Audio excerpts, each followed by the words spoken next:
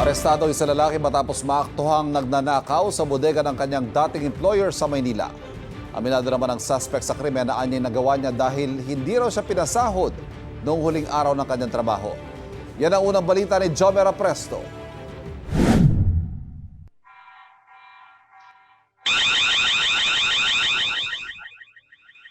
Biglang tumunog ang alarm system ng CCTV camera sa isang bodega sa Punta Santa Ana, Maynila madaling araw noong May 17.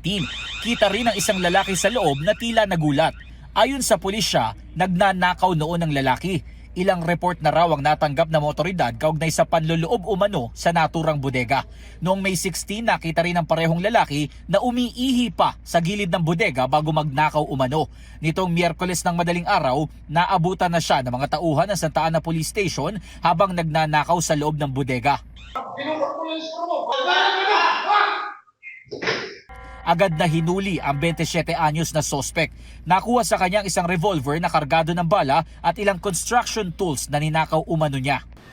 Mayroong isang witness na nakakita na pumasok siya doon. So, umawag itong witness ng responde. Pinaba-verify natin yung baril na to kung meron na itong nakumit na krimen. Ayon pa sa pulisya, nakulong na rin noon ang lalaki dahil din sa pagnanakaw. Actually, hindi ito taga dito sa Santa Ana. From Makati po itong ating suspect. Regular niya ng pinagnanakawan ito. Pinapatay niya yung kuryente. Siniswitch off niya para hindi siya maabutan. Aminado ang suspect sa pagnanakaw na aniyay dala ng galit sa may-ari ng bodega. 4 na araw daw kasi siyang namasukan noon sa bodega bilang mason pero hindi umano siya nabigyan ng sahod sa panghuling araw niya sa trabaho.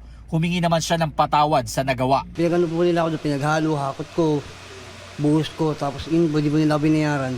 Yung huling araw ko dapat 700. Gusto pa nila gawing half day, 350. Paano naman po yung pagod ng tao? Siyempre, pagkain ko pa. Pangkain namin ng pamilya namin.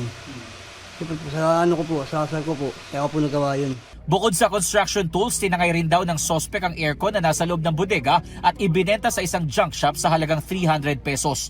Sinampahan na ng reklamong robbery at paglabag sa Comprehensive Law on Firearms and Ammunition ang suspect. Sinusubukan pa namin makuha ang pahayag ng may-ari ng bodega. Ito ang unang balita. Jomer Apresto, GMA News.